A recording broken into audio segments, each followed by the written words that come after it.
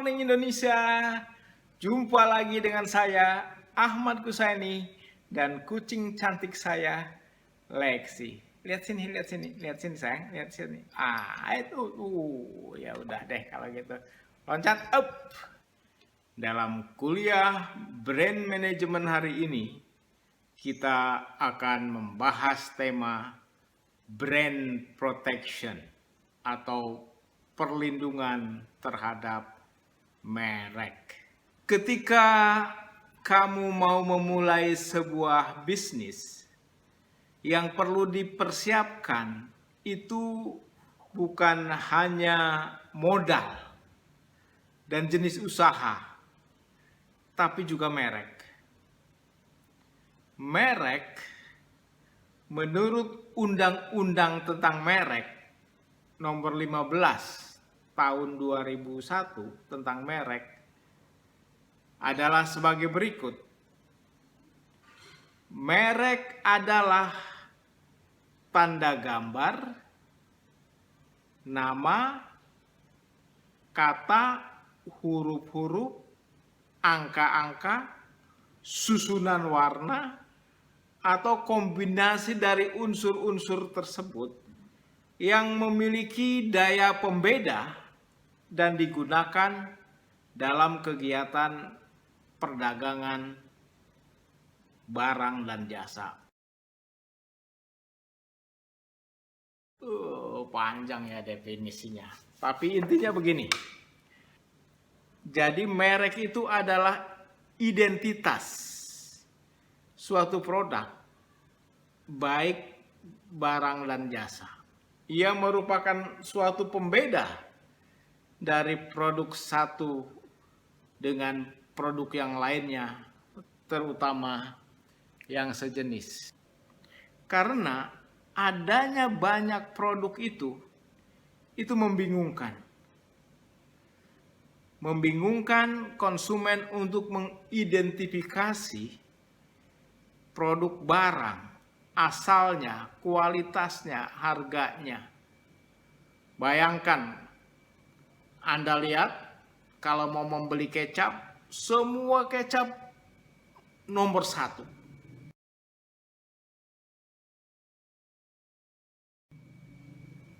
Tidak ada kecap nomor 2 atau nomor 3. Bayangkan, kalau nggak ada merek, bingung nggak ada. Tapi ketika ada merek, Anda akan tahu ini adalah kecap kesukaan saya, sehingga saya tidak akan tertarik dengan banyak kecap-kecap yang ditampilkan yang berlabel kecap nomor 1. Sebagai identitas dari produk dan representasi dari barang atau jasa yang kita jual, membuat merek itu tidak mudah. Membuat nama merek itu merupakan sesuatu yang sakral, sama dengan ketika kita memberi nama anak kita. Membuat merek itu ada ritualnya. Ada orang yang sebelum membuat merek itu harus puasa Senin Kemis dulu. Pergi dulu ke Gunung Kawi mencari wangsit. Ada konglomerat yang begitu percaya dengan Feng Shui, sehingga ketika ahli brand menyodorkan nama merek yang sudah dikaji dengan seksama, dengan mendalam dalam waktu yang begitu lama, tetapi si taipan itu tetap dalam memutus kata akhir apa nama merek dari produknya itu harus bertanya kepada ahli Feng Shui yang tinggal di kampung. Kalau ahli Feng Shui itu bilang oke, maka dipilih merek itu. Kalau Feng Shui itu mengatakan, oh ini nggak bagus, bakal ada begini, mati apa segala macam apa, akhirnya Si Taipan akan bilang, coba cari merek yang lain. Sampai si ahli Feng Shui-nya bilang, oke. Begitu dahsyatnya kita membuat sebuah merek, dan itu bukan hal yang cemereme. Itu hal yang sangat serius. Oleh karena itu, hukum memberikan perlindungan khusus kepada nama merek yang kita bikin dengan susah payah itu. Hukum memberikan perlindungan bahwa merek itu adalah hak kekayaan intelektual kita. Ia merupakan hak milik.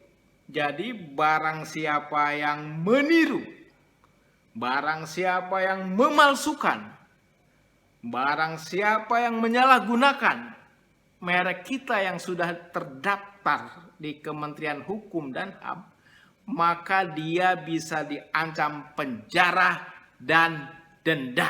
Jangan main-main. Begitu hebatnya hukum melindungi dari merek Anda. Coba saksikan video ini. A trademark infringement could happen when a likelihood of confusion exists between trademarks, which means that the brands are very similar, that consumers would mistakenly believe the two products come from the same source. In this case, the fake brand has to stop misleading the market and is liable to pay damages to the original brand owner. Jadi dalam kasus ini, si pembuat merek palsu harus menghentikan kebingungan yang menyesatkan di publik kepada si pemilik merek asli sebuah denda. Bayangkan, misalkan ada restoran dengan merek McDonald. Kemudian ada pesaingnya membuat restoran yang mirip-mirip sama, dinamakan McDowell.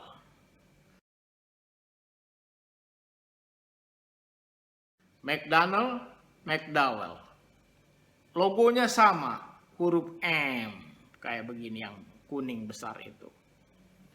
Jadi membingungkan.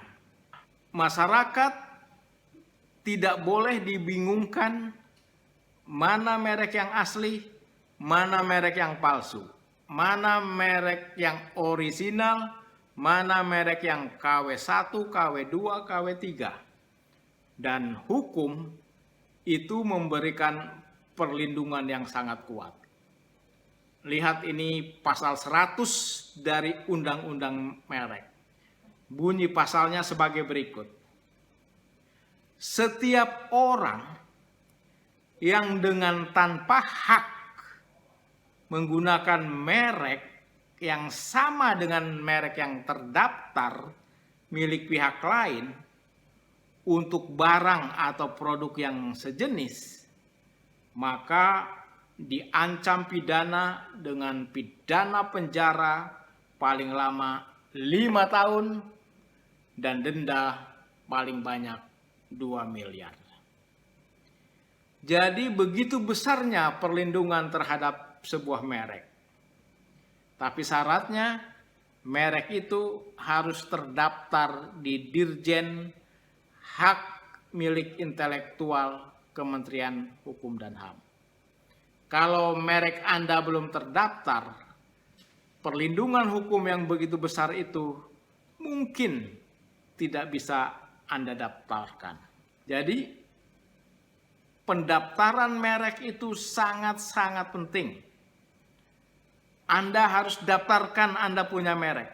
Kalau enggak, tidak bisa mendapat perlindungan yang hebat itu.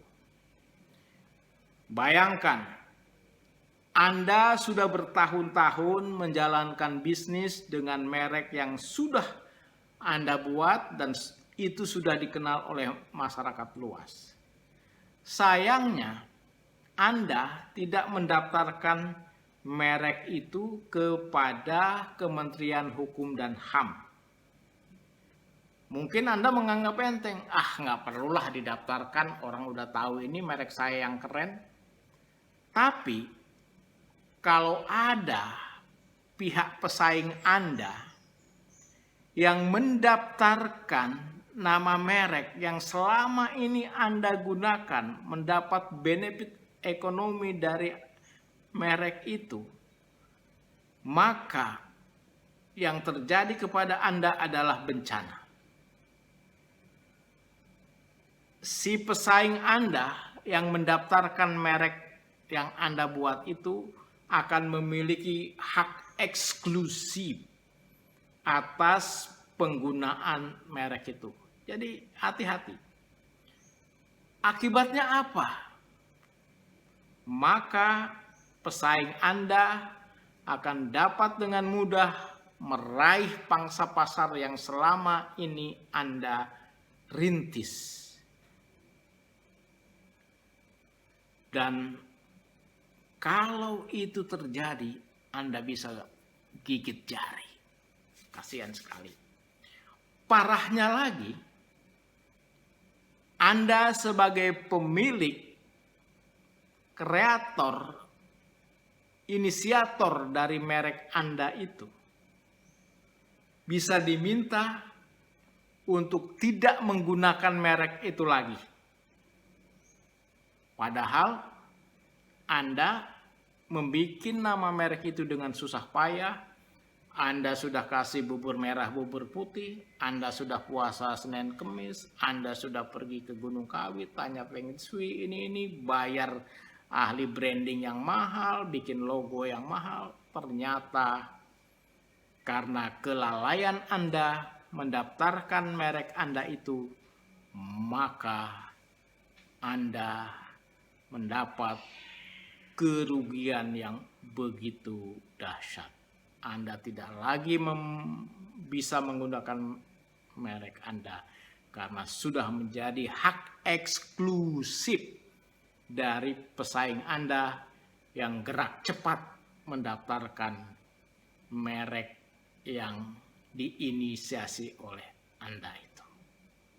Jadi, daftarkan segera ke Kementerian Hukum dan HAM. Kalau tidak, Anda bisa wassalam, amjarde. Nah, itu yang ingin saya sampaikan pada kuliah hari ini. Dan tugas Anda 1 jam ke depan adalah mencari kasus-kasus sengketa merek. Misalnya saja yang terjadi di Indonesia itu ada sengketa merek antara minuman energi, antara Enerjos dengan Extra Jos. Nah, itu mirip-mirip. Yang satu kemasan, yang satu botolan. Bedanya ya beti-beti, beda tipis. Enerjos, Extra Jos. Anda amati kenapa hal itu terjadi, kemudian bagaimana penyelesaian sengketanya, gugat-menggugatnya, dan siapa yang dimenangkan oleh pengadilan.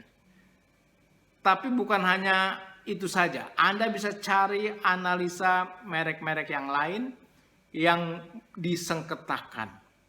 Terutama banyak sekali merek-merek yang internasional itu dipalsukan di Indonesia.